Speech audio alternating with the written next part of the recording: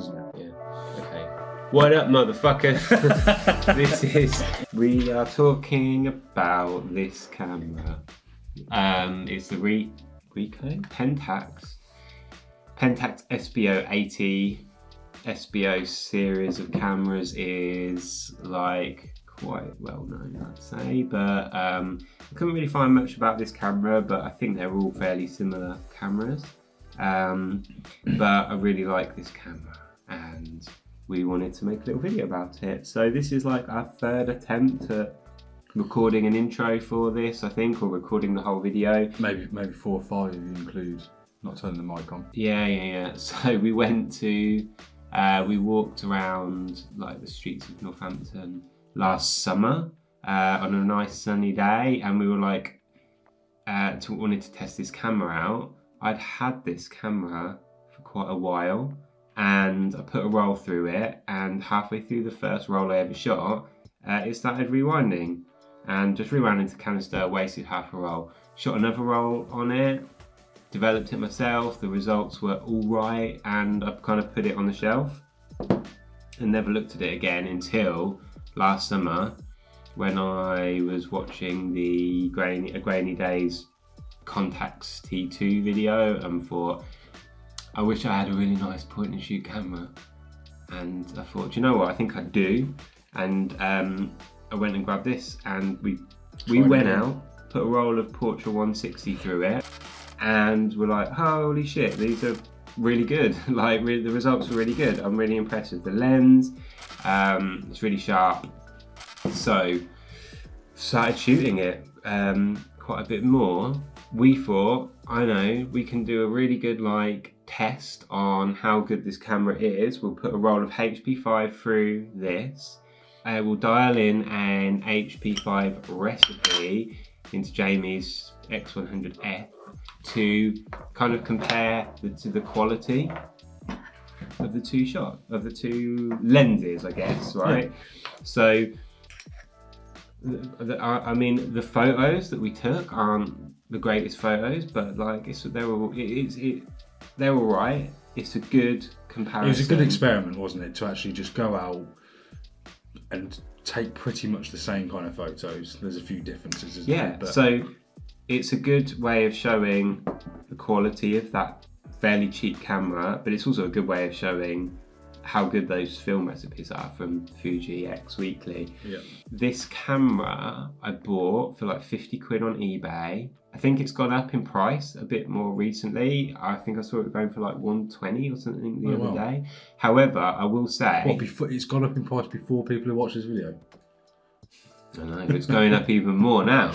But I bought this and they said the lens didn't work on it. Not the lens, they said the viewfinder was blurry. So they stuck it at 50 quid, buy it now, and I thought, do you know what, I'll take a risk on it. Because even at the time they were going for more than 50 quid, it's like 2 years ago maybe. And there's a diopter here, which is for adjusting depending on your eyesight. So if you're like short-sighted or far-sighted, you can adjust that. And it was just pushed down to one setting where everything looks blurry, so you just moved it back over, it was fine. There is some dust in the viewfinder, which I think all these cameras suffer from, but...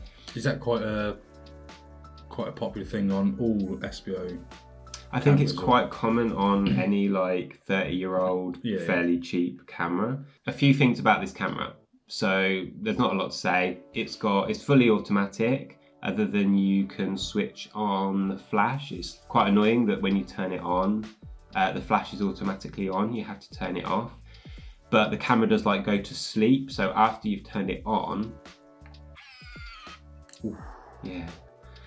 it's... Damn! But listen to what it sounds like when you take a photo. Lovely, it's really nice. So, well actually, because there's no film in it, you're missing the... as it winds onto the next shot.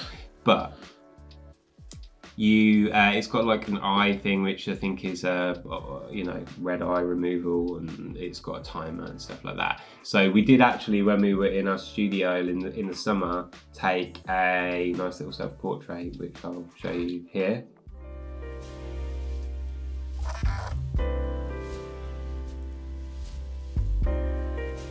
yeah, and it's fully automatic, but it works in a way. So I'm probably explain this quite badly.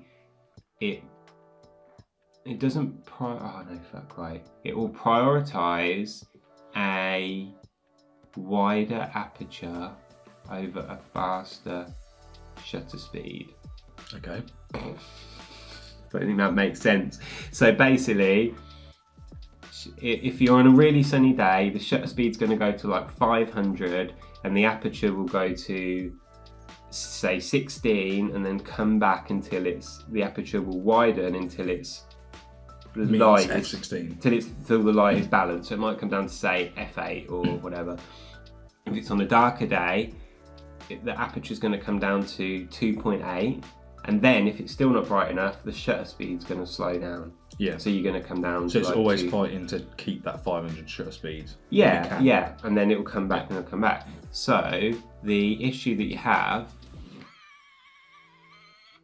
So when you zoom out to 80mm, your f-stop goes down to I think 5.6. Yeah. So now if you're shooting all the way zoomed out, you've automatically lost a few stops of light on the right. That makes sense. So we definitely did the right thing. We're taking it out in the summer. Yeah, it's definitely a camera for a nice bright sunny day. Yeah, did not expect the results we would get out of it. Yeah, but what I would say is if you took this out on a very gloomy day or tried to shoot it at night or use the flash, you do see a difference there. And it's not like pin sharp compared to on a nice bright sunny day with a good quality film in it.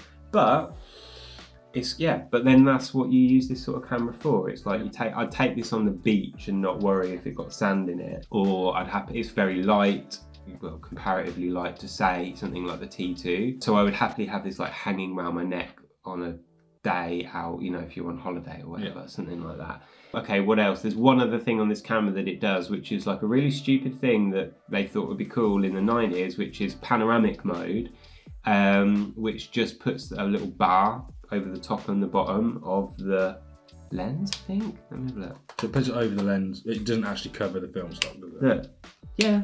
Oh, it does? Yeah, look. So, yeah, it literally just covers up the top and the bottom of the negative. So, you know, you could just do that in post. It's kind of fun to do. There's a couple of photos I've taken where I was like, yeah, you know, it's fine. It gets that effect. There was one cool example. There's a film called Nebula by Revelog that has all this sparkly shit all over it. And the sparkles show up more in the darker areas of your photo. So if you're using that panoramic, they kind of show up very nicely on there, but it's still pointless, like the panoramic effect and that film, to be honest. Yeah. Every photo I've ever taken on that Nebula, I'm like, this would look cool if it didn't have this sparkly shit all over it. But there you go. That's for another video. So one thing I do want to say in this video is my favourite photos are the ones where for some reason you didn't take a comparison shot for it. Yeah. So, you know, we can talk about them at the end. And then also, at some point whilst we were out recording this, we just stopped filming. So, yeah. But anyway, whatever. Right. Easily distracted we are. Yeah.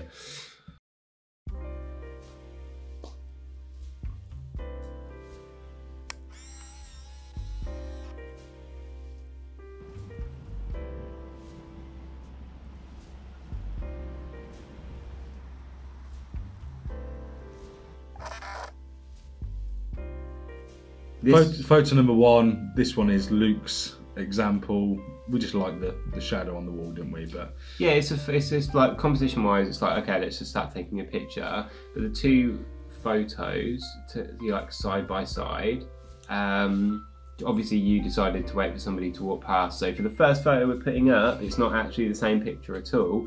But you can see, I think yours is a bit brighter. Yeah. I could have like bumped up the highlights a bit afterwards. I think that'll be a continuous theme throughout the comparisons, won't they? Okay. But again, that's, you know, it depends on how you edit the photo as well, I guess. But I still prefer you on here. Yeah. Okay, but like I think there's a little bit more detail in the highlights. But for first photo, showing like, okay, you can see, there you go, quality of the two things, cool.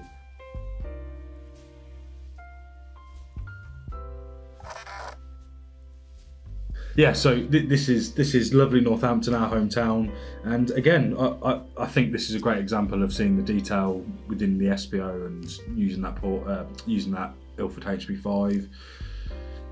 I way prefer yours again. I just think it's, you know, the tones are nice in it, and it's sharp but not over sharp. Do you know what I mean? I think when you compare a digital photo next to a film photo, sometimes you can have too much detail. What do you think? Yeah, I think normally you'd be okay. So if we zoomed in really closely and we were looking at the pixels, you're going to get way more detail out of there. But just to show, like as a point and shoot, if you look at the clouds and you look at the detail that it's captured in there, and I think if I brought the shadows up in like post, I'd be able to bring a lot more detail out there. But I just quite like the way that photo looked. I really like the way the shadows coming in. No.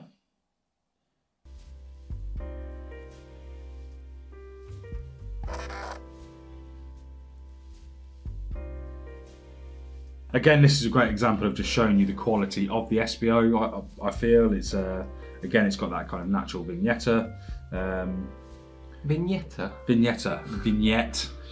Yeah, leave that bit out. It's yeah, it's a photo, right? It's fine. So as you can see, these photos were taken last summer when the weather was good, we had our legs out, and we were just walking around.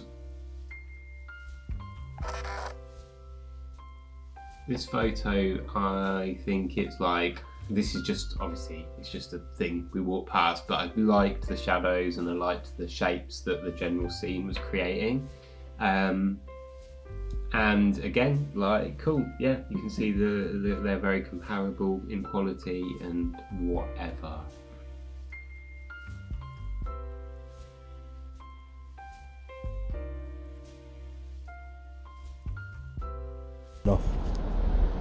That's quite cool. I might actually just try and take a little photo for it.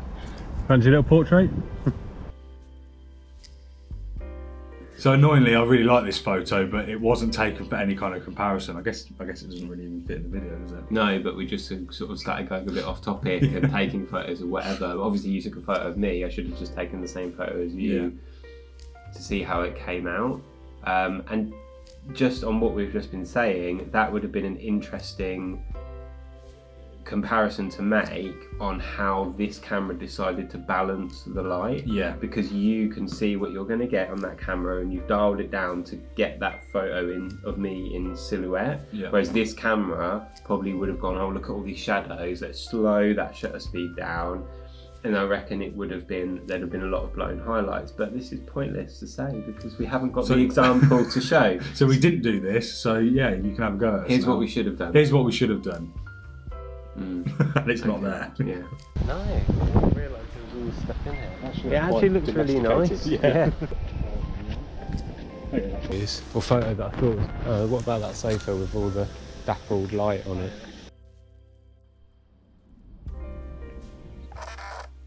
I like this picture. It's not saying anything, is it? But it's I like the levels of it and the motorbike in the frame, door frame, and again, like, this is something that you would have noticed regardless if we were trying to do a comparison video or just walking around taking photos. I feel like this is the kind of photos that you get drawn towards and I always get jealous of. Yeah, it's not very interesting. It's nothing to get jealous about. What about that? That really picture. I feel like you make it look good. I think sometimes those photos look better when they're on like a plain wall. So when you get that like textured wall. Yeah. I guess yeah, that's quite cool.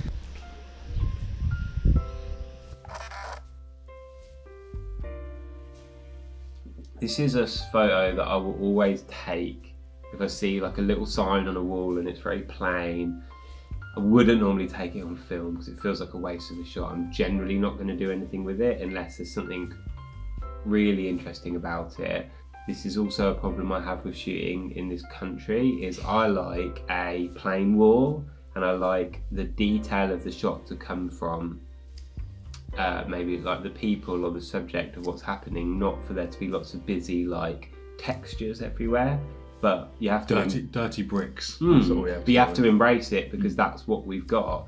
You know, I always look at photos that have been taken like maybe like in LA, I feel like buildings are very like white or one colour or that kind of thing, and we don't really have that. So you just got to work with it. But you always hate what you.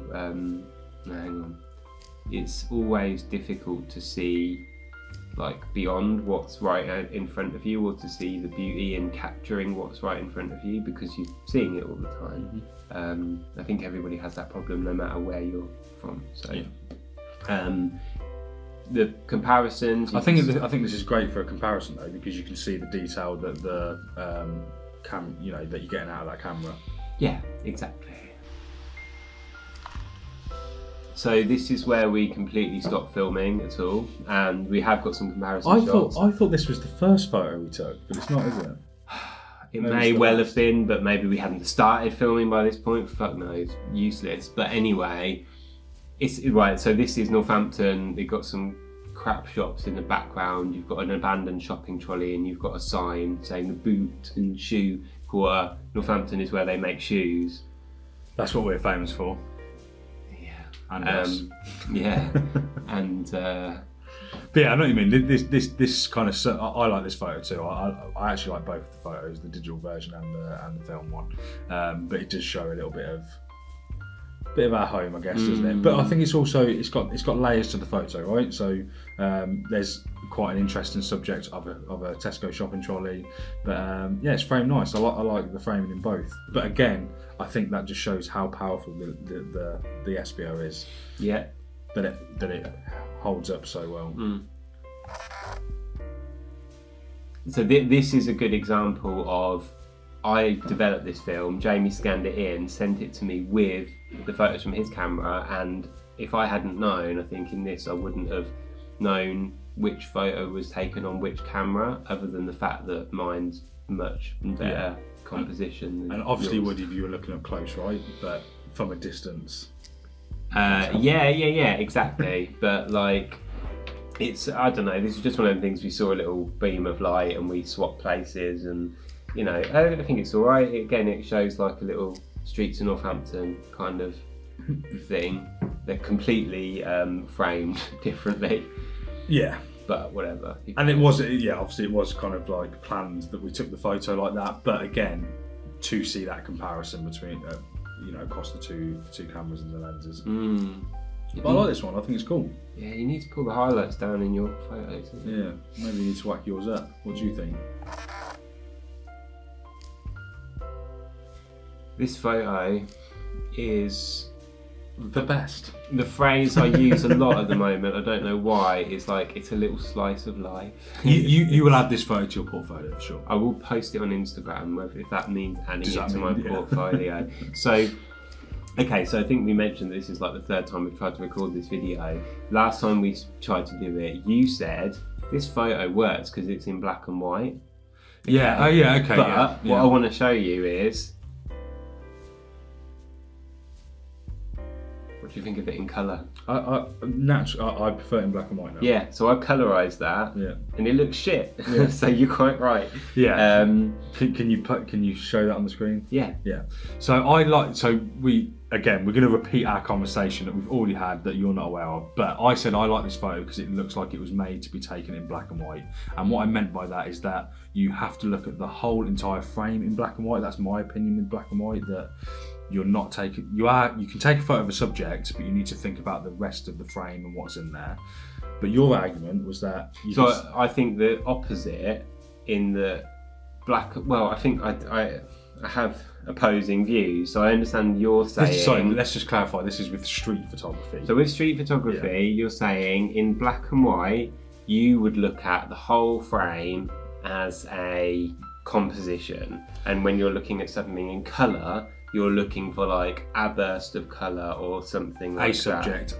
Yeah, so you could have a murky brown wall and someone walks past in a bright green coat. That's a photo that should be shot in colour that doesn't work in black and white. It would still work in black and white, but I'd be way more aware of what else is in the frame because I know that I wouldn't get that bright. Yeah, but in that picture where it's just a plain wall, and a person walking past, and you've got these, okay, brown and green, that's a really stupid example. You've got a blue wall and a red coat, that's a colour photo, and if there was lots of detail, you might say, well, actually, this is, or say there's lots of like shadows. Yeah. You might say that's a better photo for black and white because you're picking out these more contrasting things. And I'm saying you can go completely the other way around and look at somebody like Josh Edgoose's work and say he looks for blue, red, blue, red, blue, red in like, so look at all these colours that are popping out, and he'll edit it to make those colours look very similar and all that kind of thing. So you can go completely the other way around. But I think someone like Josh Edgoose, amazing as he is, he will look for the colours and then frame a photo. Where my thing is with black and white, I'm looking for the composition and then I'll almost wait for everything to fit into place in the photo. Yeah. Do you know what I mean? No.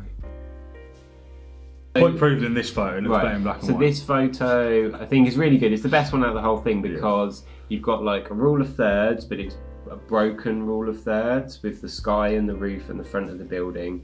The front of the building was in shadow, the roof of it was in, like, had the sun on it, but then the rule of thirds is being broken again by this diagonal line of the bloke cleaning the roof or whatever he was doing.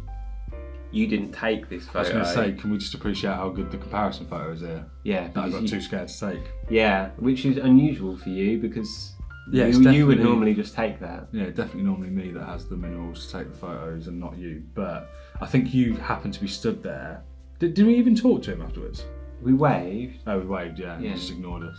Yeah. I don't think he minded. I think you took the photo and then I kind of stood there going, right, I'll take one. But he'd already clocked on that you'd taken a photo at that point.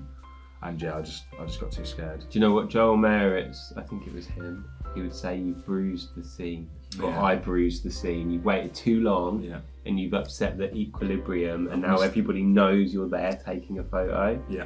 Again, just to show you the quality that this little Espio 80 can perform is it's cool really picture. good. Yeah, so I will post that on Instagram at some point. And yeah, as we can see, it don't work in colour. No, it does not.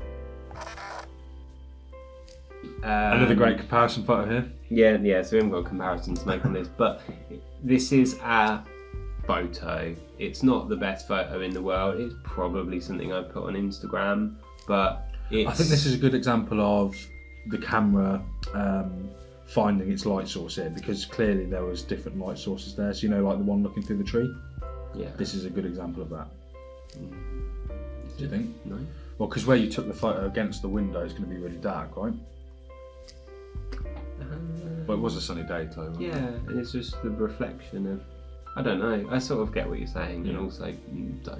I was just trying to think of talking about the photo. Fine, that's fine, you talk about the photo. All I think about this is, it's fine. It's the sort of photo you take when you're walking around and you're wanting to take some street photos and you go, yeah, I'll take that, but it's not like the greatest picture in the world by a long shot.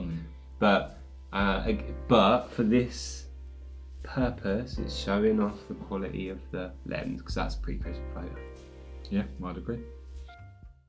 Do you know what I think is worth saying? This camera costs about the same amount of money as those like reusable disposable cameras you can get, like the Show and the Kodak F9 or whatever it is, and there's an Ilford one and stuff like that have these terrible little plastic lenses. They take crap photos, like in general, unless you've got the exact perfect settings. One thing I do think about using point and shoots, if you are quite new to film photography, is I think they're a bit of a waste of time, because you're not learning anything just by going, there's a picture. You don't actually know what's just happened. So I think if you're starting out, people often recommend point and shoots, but I'd go completely the other way. Get a fully manual camera where you can just load a film and you can select an aperture and a shutter speed, and then you know, right, if I move this, I'm getting a fast shutter speed, and if you've got a light meter, you'll see, oh, it's overexposing, it's underexposing, and the same with the aperture. And you learn how to balance your photos. Then buy one of these to have on you at all time, and you understand what the camera's doing, and then Okay, but maybe that's just being really snobbish. Maybe you don't need to understand. I guess it depends on what you're getting into photography, because you might just like the film look and you just want a point and shoot, which is cool. We would support that. Do you know what I mean? Would, like, if you just want to carry a point and shoot camera around and you're not that interested in learning how to take a photo or operate a camera, fine. But if you are getting into photography to learn how to operate a camera and learn the art of photography, then yeah, maybe don't start with a point and shoot. Get a manual camera. So what are my thoughts on this camera? You use the camera. What are your thoughts on this camera? So my initial thoughts on the camera is that it's great for the price. You know, it's a budget-friendly point-and-shoot camera, isn't it? Film camera. It's something that you can rely on now. We've tested it. We can say that it's reliable, and we were really impressed with the results. So it'd be really interesting to find out if you've got one or ever shot one before, because we can't find a lot online about this. But yeah, what do you think? What's your opinion on the camera? So two things I would say. It looks cool. It is a cool-looking point-and-shoot. A lot of the Espios, to me, they look like Transformers or like big, chunky, and I don't like the way they look. So I like the look of this particular model. The other ones, they'll have like really long zooms and stuff like that, but I think they're probably not that great quality wise. The other thing that I'd say about it is, when I was using this, I thought this is like comparable to something like a Mini Lux or a Pentax T2. Since bought a Pentax T2, probably not comparable, but in the right circumstances, i.e. loads of light, a good quality film. And something that can easily get bashed around in your bag or around your neck or what, while you're holding it. You're not going to be too worried about dropping it if that does happen. This is it. But take away the quality though, was it a fun camera to shoot? Yeah, it's really fun to use, and you just don't have to worry about anything. It's point and shoot, so you're kind of like, it's just, it's happy, fun thing to like to go out and shoot with. Should I look up a price on eBay? Yeah, I don't know. If you can get lucky that you're gonna pay roughly £60–70 up to £150. I don't know. Obviously, this video is going to come out and push the price up, isn't it, to a couple of thousand easy. Yeah. So get one now while you can. But no, it was a fun camera to use, wasn't it? It was a really interesting thing to do, to compare it to what would you call this camera? A higher end digital camera, I guess. Well, it's not an SLR, is it? But do you know what I mean? It's a range finder style, isn't it? It's a mirrorless camera. It was fun to compare it to a mirrorless digital camera to see the actual difference in the quality, I guess. Because looking back now, I can definitely see that I prefer most of the photos taken on the Espio rather than my camera. I think that's just you being self-degrading about your say your favourite thing to say. I can't. It's drum roll, please, isn't it? No. Let us know if you would. Right. Blah. That'll do, innit?